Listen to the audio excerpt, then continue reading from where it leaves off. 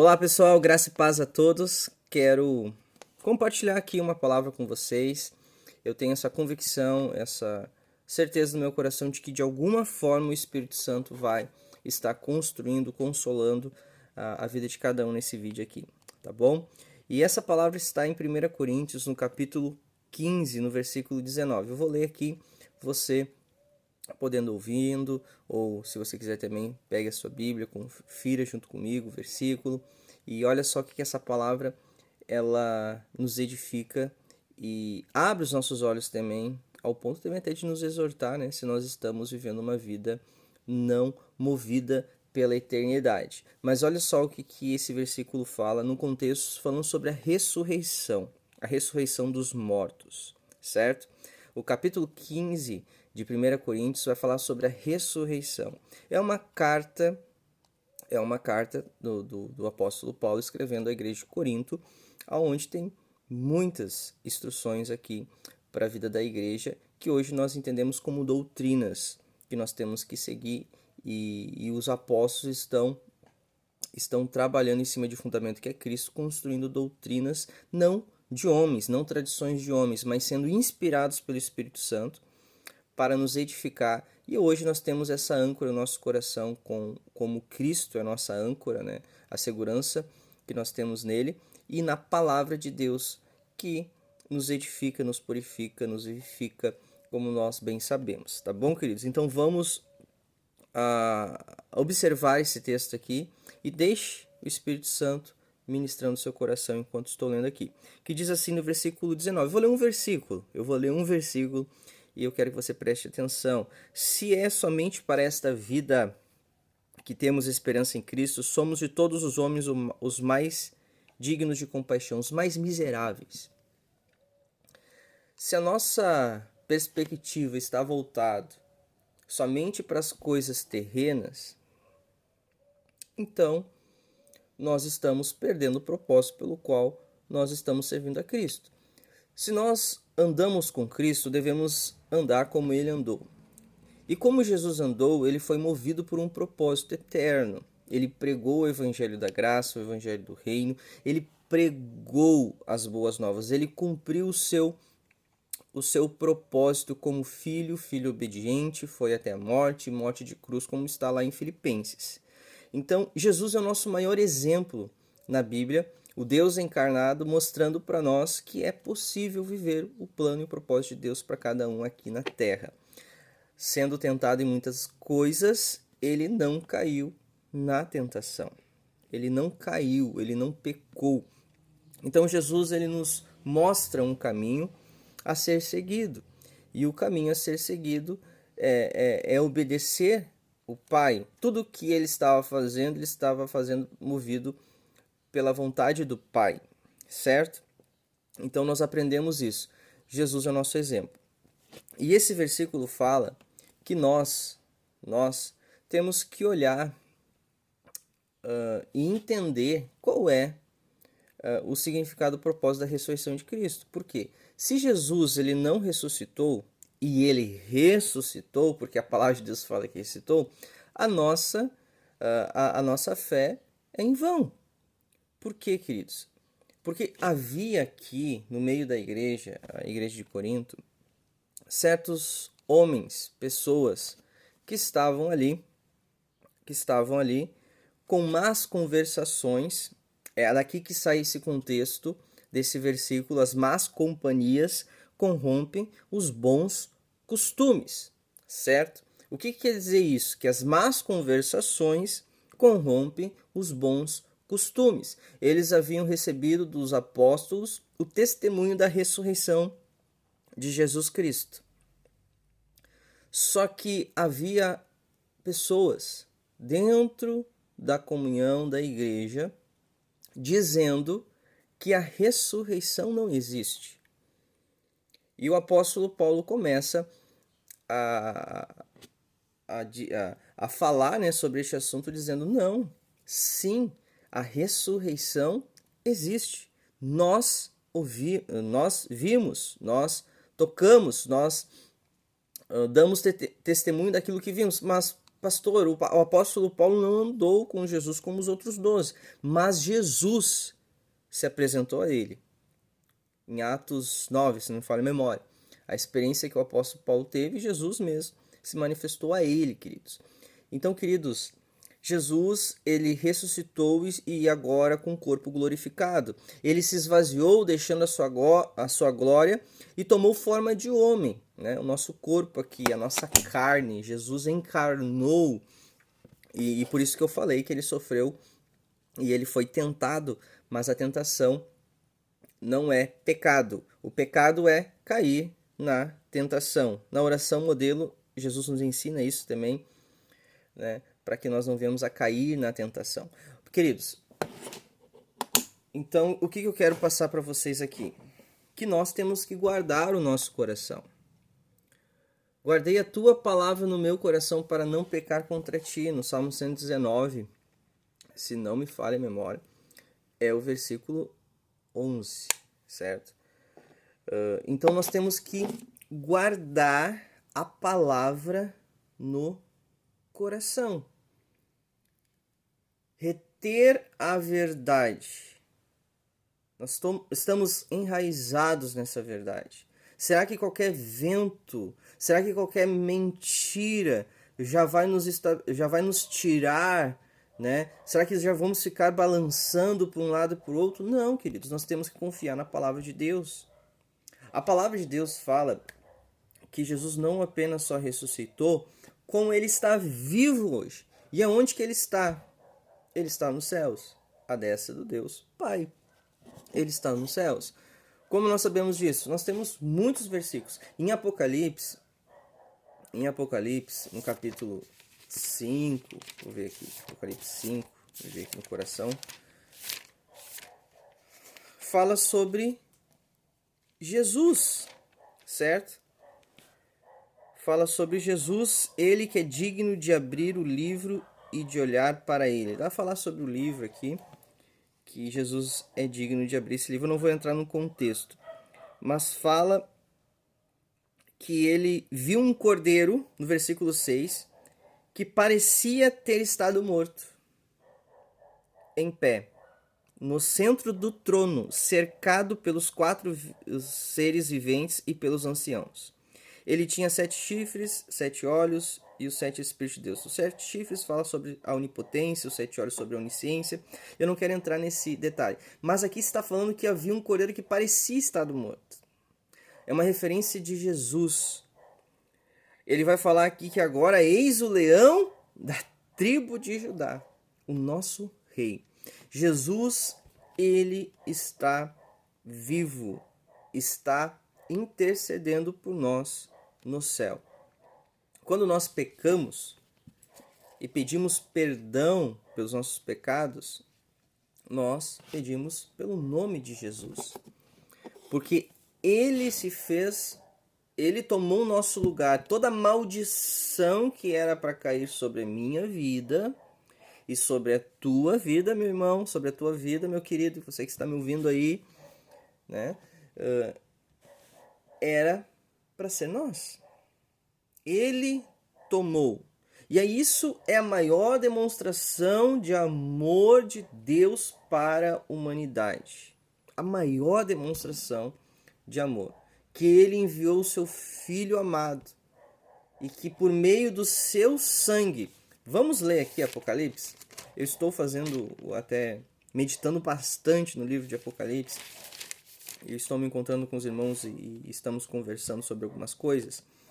No livro de Apocalipse, capítulo 1, no versículo 4, versículo 4 não, queridos, no versículo 5 diz assim, ó, ele nos libertou, ele nos ama e nos libertou dos nossos pecados.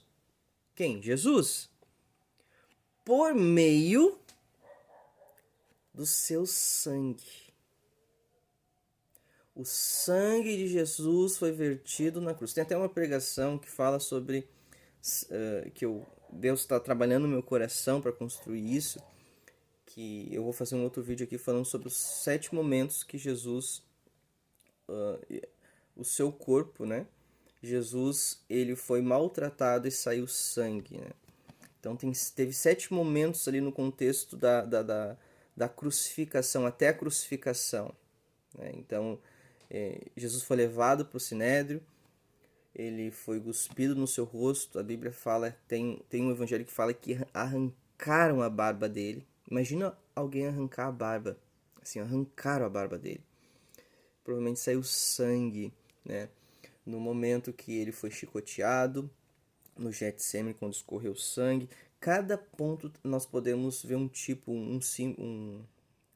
podemos extrair ali algo espiritual para a nossa vida e o Senhor construir no nosso coração algo para nos edificar. E isso tá vindo no meu coração aqui, mas não vou falar nesse vídeo. Mas a intenção aqui é mostrar para vocês, queridos, que nós temos que ter essa convicção na palavra do Senhor.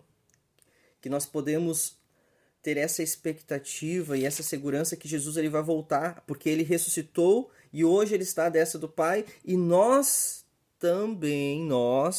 vamos ressuscitar com ele e teremos o nosso corpo glorificado. Jesus ele consumou a sua obra na cruz. Ele disse: está consumado, certo? E eu quero mostrar para você uma dinâmica para você ler a palavra de Deus numa perspectiva bem legal, tá? Quando você vai ler o Antigo Testamento, você tenta imaginar assim, ó, tenta imaginar como uma preparação. Uma preparação, porque não só todo o evangelho, mas toda a palavra de Deus, ela tem um centro e um objetivo: revelar o plano de Deus, revelar o Filho amado, revelar o seu amor por nós, revelar que ele tem uma vontade de desenvolver uma comunhão com nós, assim como ele descia lá no começo, em Gênesis, falando que ele descia no jardim para se encontrar com o homem, com a mulher, para comungar, para desenvolver uma intimidade. Então vamos entender que o Antigo Testamento, a Antiga Aliança ali, né, é Novo e Velho Testamento, mas eu quero que você entenda que o Antigo Testamento é uma preparação. E quando chegam os evangelhos, vem a manifestação. Deus está manifestando, nós estamos vendo o Deus agora encarnado, estamos contemplando a sua vida como Deus e 100% homem na terra, mostrando a nós o reino de Deus.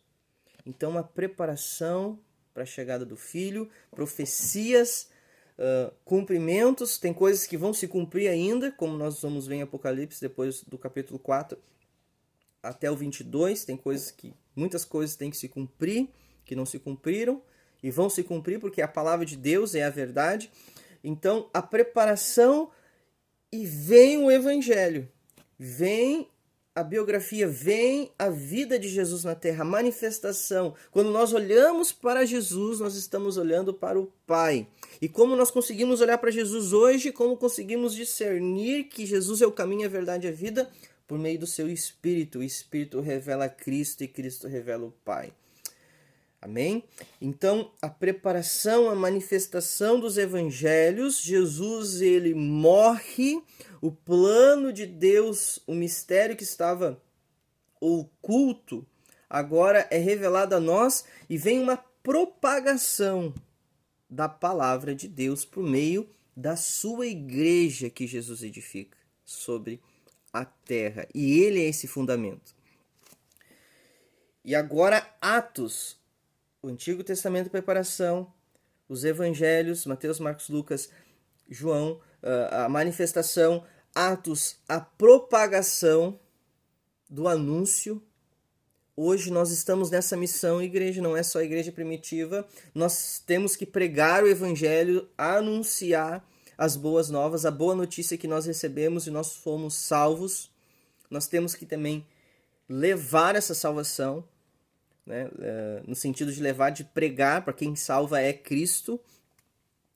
E essa preparação gera agora doutrinas que são construídas pelo fundamento dos apóstolos, que é Cristo, e agora o Espírito Santo agindo na vida da igreja, colocando explicações, doutrinas, as cartas, aqui que nós vamos entender aqui no Novo Testamento, as cartas paulinas, joaninas, né? As cartas escritas por homens que foram inspirados pelo Espírito Santo para hoje nos edificar, para nos direcionar, para mostrar o caminho. Lâmpada para os meus pés é a tua palavra, luz para o meu caminho. Então, hoje nós temos doutrinas, não tradições de homens, mas doutrinas recebidas pelo poder do Espírito Santo para andarmos em uma vida piedosa na terra. Oh, glória a Deus, aleluia, amém? Então, preparação, a manifestação, a propagação, a explicação. E agora eu quero mostrar para vocês, para fechar isso com Apocalipse, a consumação. A consumação, queridos.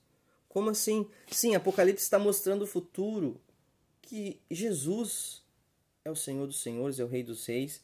Ele é lá no futuro, ele é agora, ele é no passado, ele sempre foi, ele é poderoso, mas que Satanás vai ser destruído, que os ímpios vão ser destruídos e vão ser lançados também no lago de fogo, mas que a igreja vai estar nos céus com o Senhor eternamente. E essa palavra de consumação, Jesus consumou a sua obra na cruz, só que hoje nós entramos por essa porta, que é Cristo, e através dessa porta agora nós temos um caminho a seguir até nós chegarmos ao fim, que é a consumação, onde nós vamos receber nossos corpos glorificados, onde estaremos com Ele na glória. Então, queridos, hoje nós estamos num caminho que nós chamamos, e o processo da obra do Espírito na nossa vida, de santificação.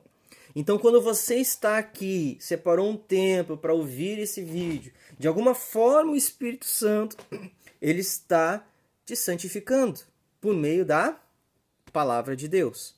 A palavra de Deus, ela nos santifica, ela nos edifica, ela nos consola, ela nos exorta, ela busca matar e mortificar a nossa carne, mostrando a vontade do Pai, não só a palavra de Deus, mas o secreto.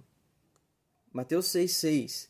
Entra no teu quarto, fecha a tua porta e ali no secreto fala com o teu Pai. E o teu Pai que te vê no secreto, ele vai te recompensar publicamente. Então, queridos, nós estamos nessa caminhada. E as más conversações corrompem os bons costumes.